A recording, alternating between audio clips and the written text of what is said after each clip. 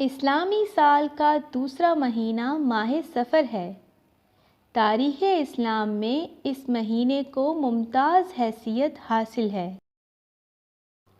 السلام علیکم ویورز، امید ہے کہ سب ٹھیک ہوں گے۔ آج آپ کو ماہ سفر کے وظائف بتائے جائیں گے۔ ماہ سفر میں خیر و برکت کے لیے وظیفہ۔ ماہ سفر کے وظائف بتانے سے پہلے اس ماہ میں رونما ہونے والے اسلامی واقعات کے بارے میں بات کرتے ہیں۔ اسلامی سال کا دوسرا مہینہ ماہ سفر ہے۔ تاریخ اسلام میں اس مہینے کو ممتاز حیثیت حاصل ہے۔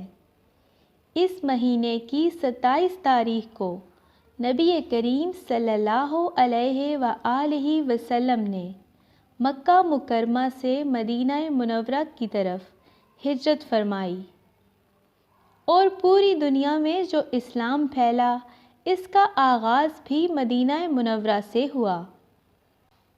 ماہ سفر میں ہی حضرت خالد بن ولید، حضرت عمرو بن عاص، حضرت عثمان بن طلحہ نے بارگاہ رسالت میں حاضر ہو کر اسلام قبول کیا۔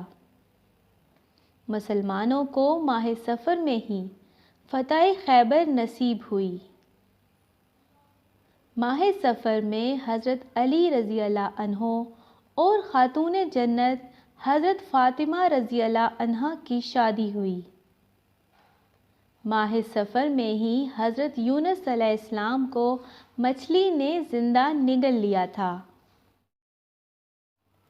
حضرت نوح علیہ السلام کی قوم ماہ سفر میں طوفان کی زد میں گرفتار ہو کر ہلاک ہو گئی تھی۔ حضرت ایوب علیہ السلام بھی اسی ماہ میں بیماری میں مبتلا ہوئے تھے۔ ماہ سفر میں جو وظائف پڑھنے ہیں ان کا مکمل طریقہ یہ ہے۔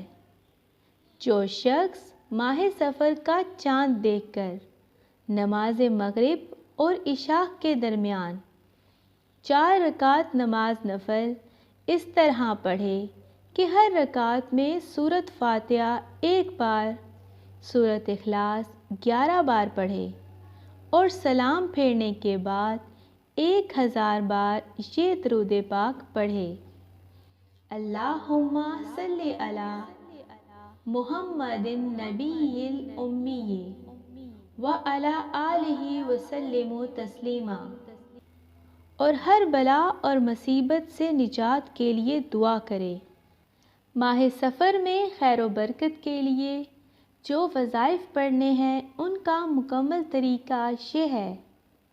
ماہ سفر کی پہلی رات کو بعد نماز عشاء 4 رکعت نماز نفل اس طرح پڑھیں کہ پہلی رکعت میں سورۃ فاتحہ کے بعد سورہ الکافرون 15 بار پڑھیں، اور دوسری رکعت میں سورہ فاتحہ کے بعد سورہ اخلاص 15 بار پڑھیں۔ تیسری رکعت میں سورہ فاتحہ کے بعد سورہ فلق 15 بار پڑھیں، اور چوتھی رکعت میں سورہ فاتحہ کے بعد سورہ ناس 15 بار پڑھیں۔ سلام کے بعد 100 بار یہ آیت پڑھیں: ایاک نعبد و ایاک نستعین۔ پھر 70 بار درود پاک پڑھیں اور اللہ سے دعا کریں اور آپ کی زندگی میں خیر و برکت عطا کرے، آمین۔ ان وظائف کو اپنے دوستوں، عزیزوں اور رشتہ داروں کے ساتھ شیئر ضرور کریں تاکہ ہر کوئی ان وظائف سے فائدہ اٹھا سکے۔ اللہ حافظ۔